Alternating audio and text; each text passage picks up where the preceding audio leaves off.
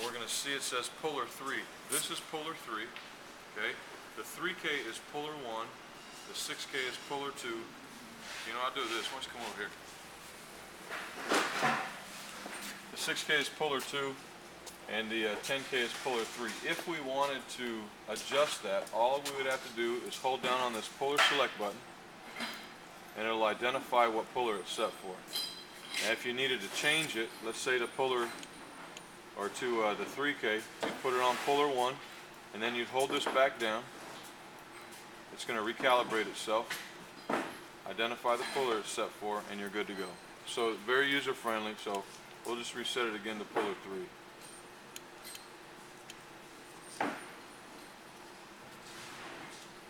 Now, by itself, and most other manufacturers have a foot pedal for safety, so you can stand to the side. We'll put it on standalone, and you're good to go, okay? Very simple and straightforward. But if we take it off standalone, you can see it now says that it's in range. Over here, Rob's got his remote foot pedal. So these are dual remote foot switches with a communication distance of 1,500 feet through regular construction ceilings, walls, and floors, and over a mile in line of sight. That's huge. Now, again, if I want to operate this puller and I step down, now the puller doesn't start. I need to have permission from the feeding end. Now, if I let up off it, you can see it still has a ready status. I still know that he's stepping down. His side's still good to go. I'm the only one having a problem, and vice versa.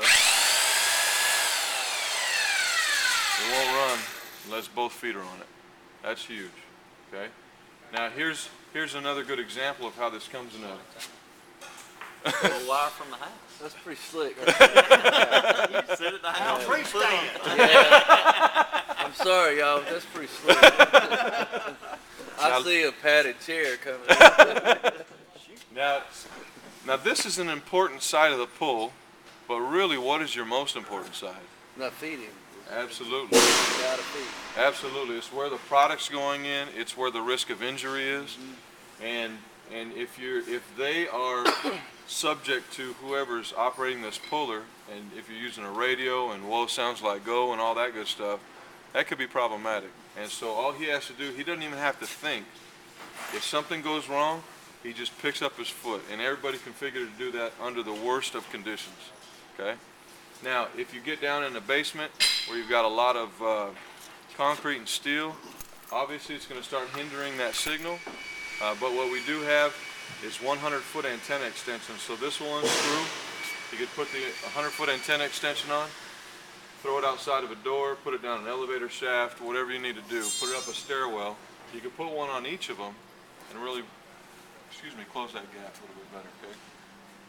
All right. Let me ask the $64 question for me. Absolutely. This is what I'm going to run into. I'm going to go into a place with a switch gear that I've got 10 million pipes to pull. I'm going to have this much room between the edge of the gear and the wall.